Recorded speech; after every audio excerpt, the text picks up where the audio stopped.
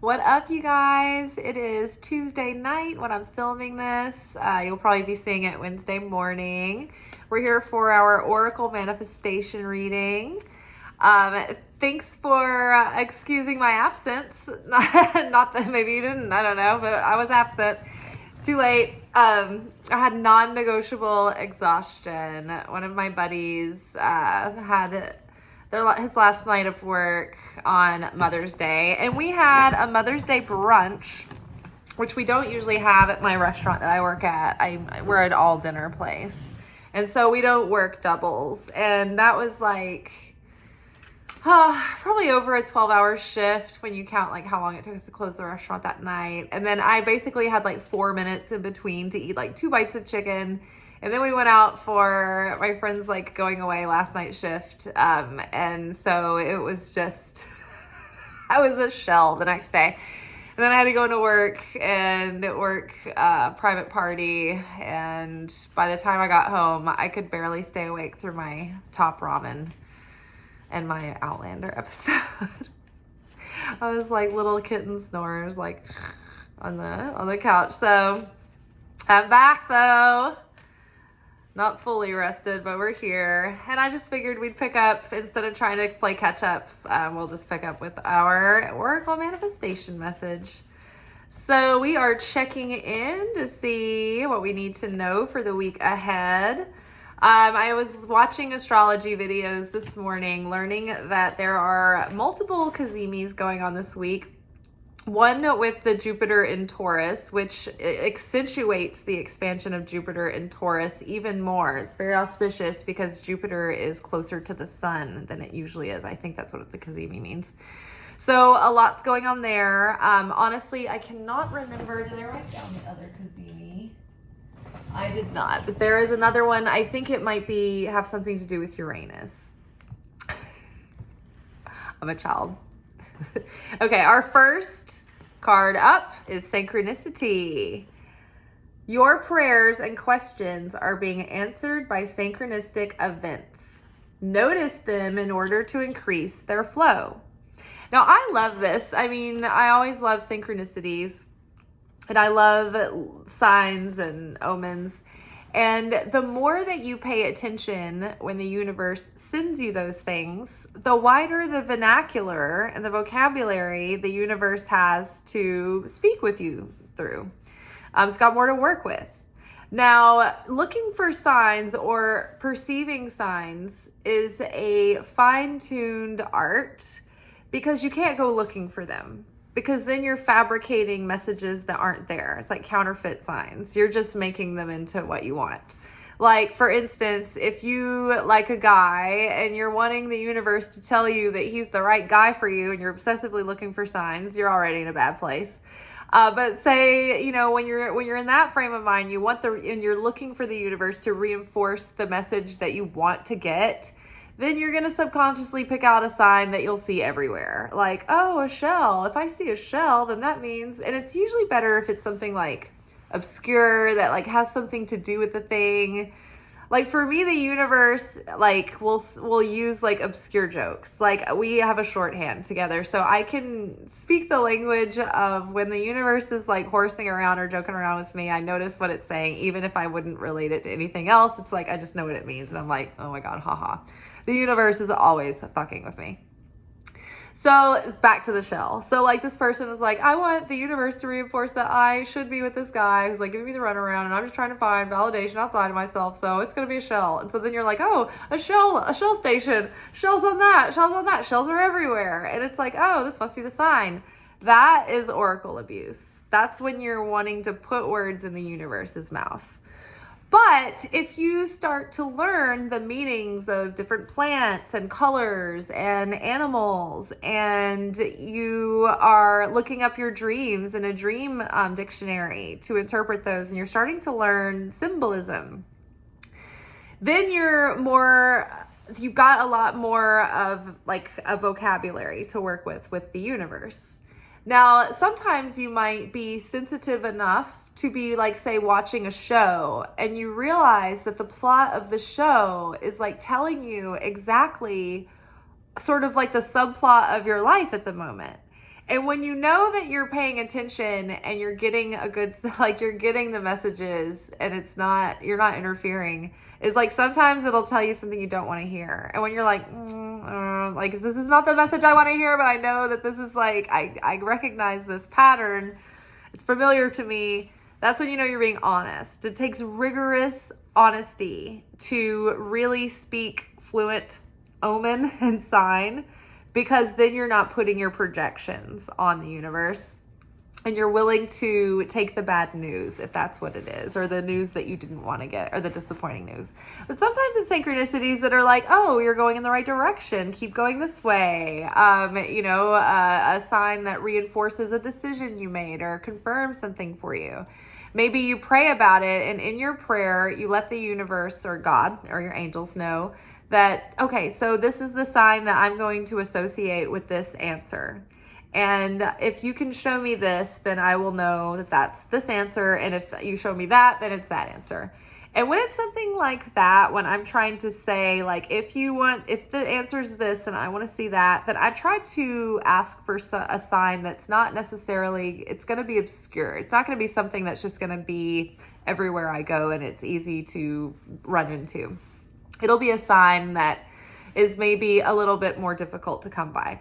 Like, I was wondering if I should purchase a course a few weeks back, and my sign was an owl.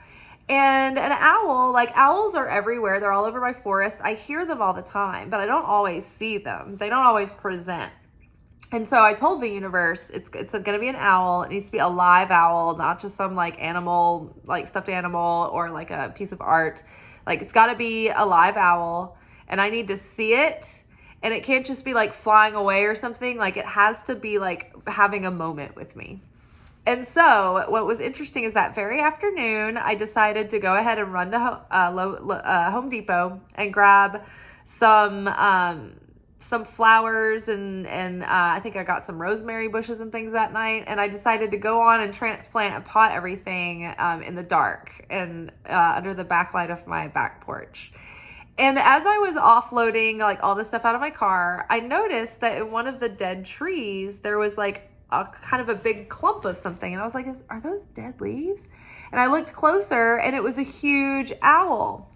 And not only did it sit there while I approached it and looked closer, but it hung out the whole time I was gardening. And so I was like, okay, that's clearly like, it's something that's uncommon.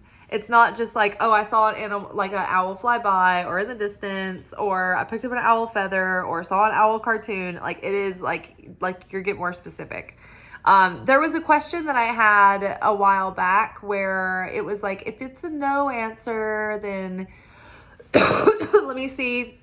I think it was like a blue jay, because blue jays have to do with like accepting the weight of a decision or making decisions with wisdom and responsibility. And if it was like a yes, it was an owl. And then if it was like a neutral, you can decide, it was like, then let me see, like a flying V of geese, like flying over. And I think that I didn't see any of those that day. So I was like, okay, it's not meant for me to know the answer. Sometimes we're meant to be in the uncertainty, and we're meant to learn how to strengthen our faith and learn certainty step by step through the unknown.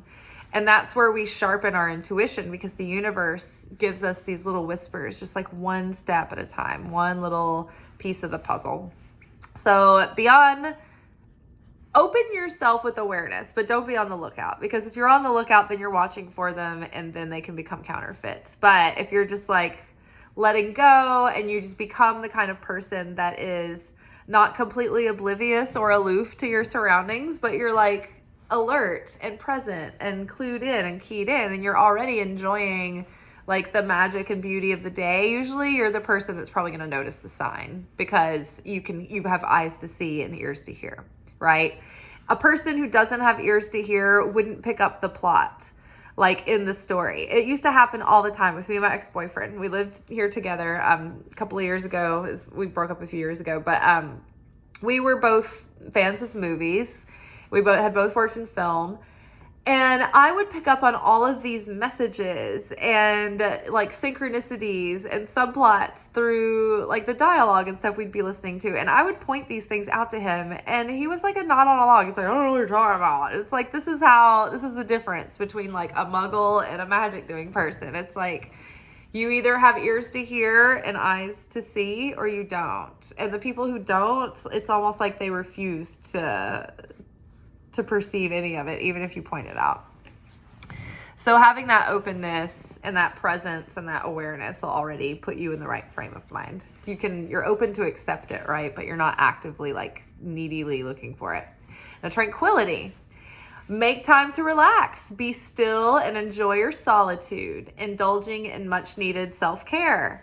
I did a little bit of that, as far as like kind of unplugging digitally for a day and a half or so, 2 days. But yeah, if you can, like, many times we feel so guilty about the staring at the wall time. But as creatives and as people who make things and create things and maybe have your own business or side hustle, maybe you are an inventor, an entrepreneur, maybe you're a singer and a songwriter or painter, whatever. Sometimes we need that void, that time where we are sitting and just staring like into the room in a trance. And then you kind of like get up and you're pacing and you're just like kind of doing light chores and you're not really that like focused or productive. And you're just kind of chilling and meandering. Like that time is actually very productive for an artist. Or a creative, or an intuitive, or someone who's maybe in academia and they need to contemplate the things that they're studying. Because those are the times where your revelation and creativity, it's all brewing and ruminating, and that's when the subconscious usually presents itself to you. When we're actively engaged in life and we're in another frame, we're in another wavelength of our brain activity. So many times we need to disengage and just sort of loaf and not be too grounded and let your mind wander. And that's when ideas will present. Many times that's where I get the most clear downloads and communication from, my inner guidance from Holy Spirit, because you're surrendered your mind at that point. And so you're kind of a clear channel for things to come in and come through, especially in a bathtub. The bathtub is really standing out to me. I think that baths are extremely healing, and they're really, really good for our energy, like our auras, to cleanse them and to balance them and renew and recharge. But also Jesus talked about the purity of water. It's a pure substance. And so when he turned the water into wine at the wedding of Canaan,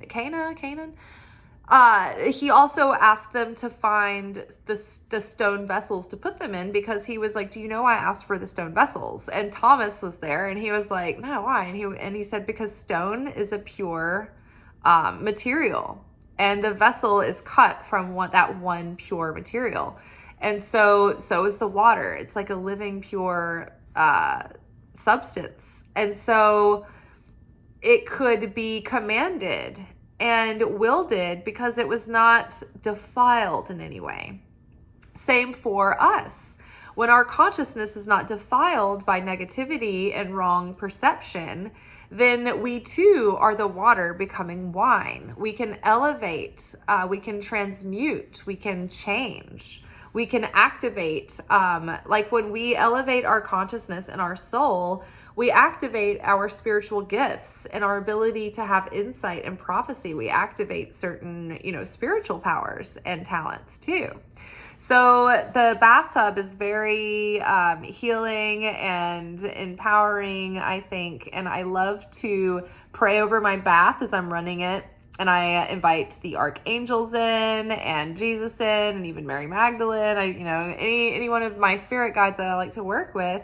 And as I'm putting in my bubble baths and my potions and my salts and things, I invite those helpers in to bless the bath so that it heals me and it prepares my soul. And when we're talking about healing, it's not suggesting that there's anything necessarily wrong, right?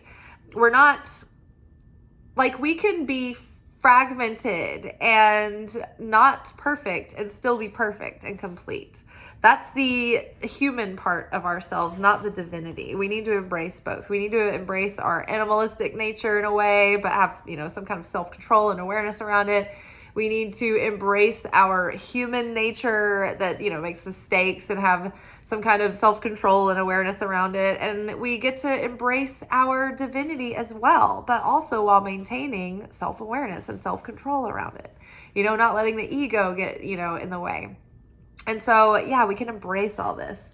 So when we're taking healing baths, it's really just, we're elevating our soul through our spirit and through spiritual alchemy. And we're kind of dissolving and letting go and releasing layers of negativity and subconscious programming and old trauma and all of that stuff. And we're just letting go of all the layers of grime that are kind of dimming our inner light and our inner radiance that's already there.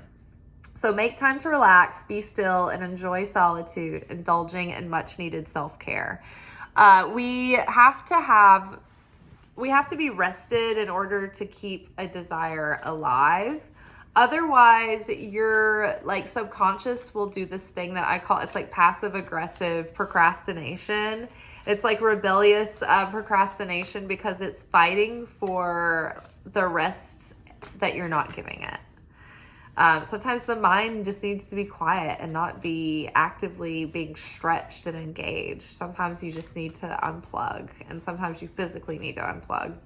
And I know that I myself teeter on adrenal burnout. I got Epstein-Barr at one point, and I really burned out my adrenaline glands, and I got chronic fatigue syndrome. And it's something that you have to watch out for because it'll just get triggered and it'll become, it's dormant or active. But if you work too hard, you can burn out your adrenal glands, and then it's really hard to get them fully back online after that, where you don't kind of have to watch your energy level. Let yourself receive. Allow others to give you loving care. Receive without guilt or without apologies.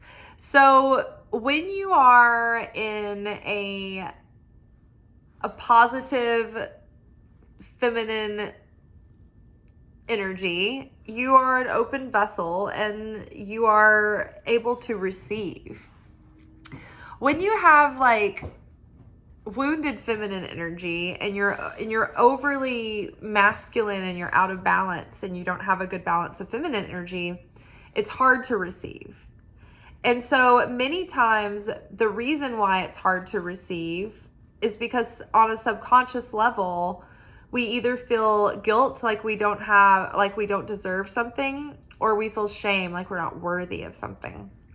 And so when we have a hard time receiving, it might be a good indicator, a highlighter, that we need to search ourselves for traces of unworthiness and feelings or attitudes or thoughts of undeservingness, and trace back to why we feel that way, why we think that way. Many times the shame and guilt or feelings of unworthiness or undeservingness are tied to a mother wound. We all have one. It's just part of our assignment in life is to carry a mother wound in some way. Many times our mothers don't realize it, but they project on us things, attitudes, or viewpoints, or their expectations or desires in such a way that makes us feel guilty or shameful, especially as younger children, when we don't have the complex comprehension of a more mature, a more emotionally intelligent, adolescent or young adult or adult. We take things harsher and more personally, and we don't have the perspective to understand that our mothers are just people, right? Who, got frustrated and tired and nervous and scared about life and stressed out, and maybe would sometimes give a rough answer to something, or snap, or get tired and be, salty. And that might make young kids feel, very shameful or guilty, like they're in the way or something. And the mom doesn't necessarily mean to, but regardless, you take on this like subconscious thought that you're not aware of as a young child, and it becomes a defense mechanism to make sure that you stay safe in the family. You're not going to make anybody mad, and you have a subconscious belief that your needs don't matter, or that your needs are inconvenient for the family and put you at risk, right? So this is the subconscious of a child understanding this, and that's how those limiting beliefs and old programming get written in. Right?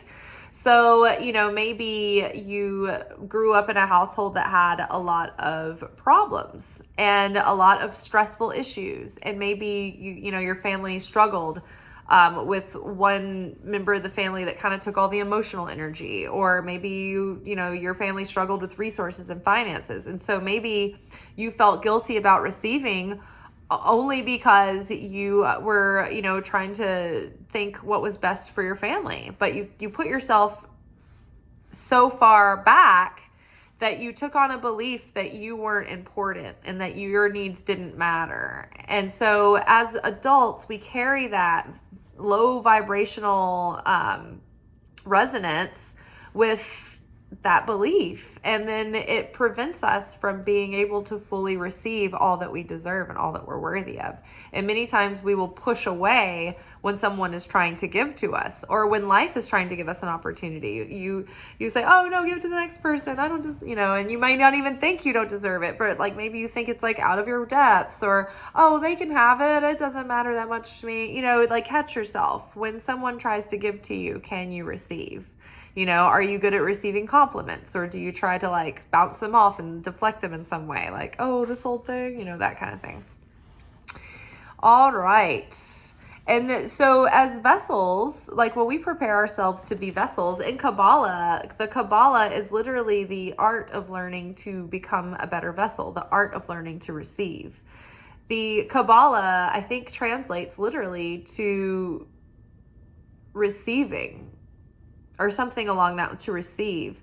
And we are literally, as Kabbalah students, doing the work of perfecting the vessel. And what that means is that we're building a vessel to become more like the light, to shift and transmute our negativity, our fear, our lack, our doubt, our insecurity, and to become more like the Creator, more unconditionally loving and compassionate and long-suffering and patient and joy and peaceful and satisfied and serene and certain and whole, and all-inclusive, unified. Where as we build that vessel and we become more like the light, we can become closer to the light, and then channel that favor and blessing through the Creator. That light channels through us as the vessel. Now, that is describing the law of affinity. So like attracts like. That's why when we fall out of affinity with the light, we also fall out of alignment with like our blessings and our higher destiny, and chaos starts happening because we're in dissonance and we separated ourselves from the light of the Creator, and we are temporarily out of that shelter. Now, the light of the Creator doesn't change. The light of the Creator is eternal. It's unwavering. It's unfluctuating. It's not affected by anything. It's the cause. So we are the things that are cutting in and out. Our signal is the one that's wavering. So it's our work as spiritual students to learn how to receive. And that is by perfecting the vessel, becoming more like the Creator, searching our soul for those weak parts in our psyche and in our hearts and in our being, and learning how to strengthen those and overcome those shortcomings, whilst fully accepting ourselves as perfectly flawed, and also the paradox of at the same time always trying to improve ourselves.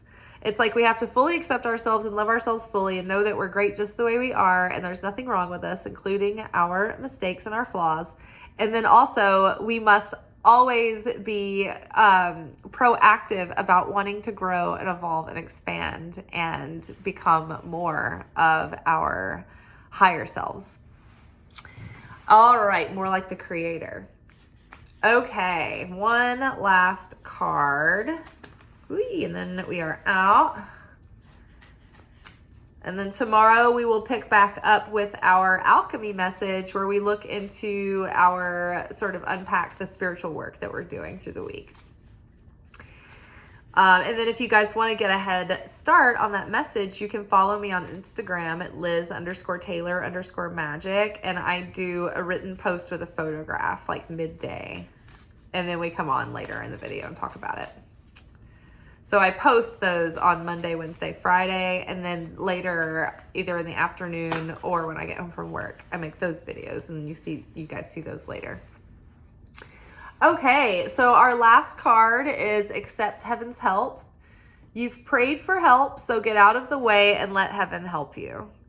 So, like, chill. Let yourself receive. You've been praying for something. You've been praying for help. You've been praying to manifest something. Heaven is trying to help you. It's trying to give you signs and synchronicities to confirm and to lead and guide you.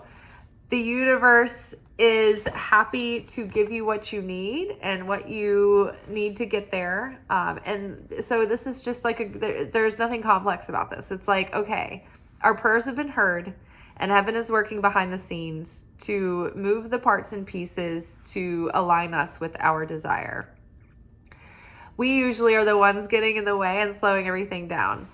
Do you guys remember the story I told recently about like guests at the table who like try to move their glass and they're like too jumpy and it takes longer to fill them up? Because they're just getting in the way, especially just like champagne. It's just like, be still, just let the universe do its thing. So let yourself receive, accept heaven's help. You've been praying for help, so get out of the way and let heaven help you. So another thing is like when heaven's helping you and the universe is trying to send you opportunities and you're like, you keep swatting them away. Like, don't do that. Take what you're given. If somebody's like, hey, let me buy you, like if somebody's standing near you in line and they're like, let me buy you a sandwich, let me buy you coffee. Like literally one time I did this exercise to activate my feminine energy before I went into the sandwich shop, and this guy held the door open and then he paid for my sandwich. And that is, okay, so you guys know this exercise. I've talked about it before, but if you have never seen me talk about this in the videos. So in order to activate your divine feminine power of receiving, I can't even remember where I heard this and where I was told to do this, but some guru on the internet somewhere. And I think it works because, I mean, it's gotten me a sandwich and other things. Okay, so you take a deep breath. My nose is stopped up with allergies, so I can't breathe through my nose very well. So pretend I took a deep, relaxing breath into my diaphragm, not into my lungs. And then as you're exhaling, you want to like really relax your shoulders and also open your vagina. You do that 3 times. You take a deep breath in, deep down into your stomach, and then you like let your shoulders relax as you're exhaling and you let your vaginal canal open. And you do that 3 times and that activates your feminine power for receiving. It's just a little tricky doodle. So you can do that in your car right before you go in somewhere and just see what happens. Yeah, you can also work with the color silver to activate the power of receiving. So in Dougal Fraser's book, Your Life in Color, he maps out, this is like a psychic intuitive who has a special connection to color and color meanings and what they mean. He has kind of his own connection to color. It's not just the typical color meanings.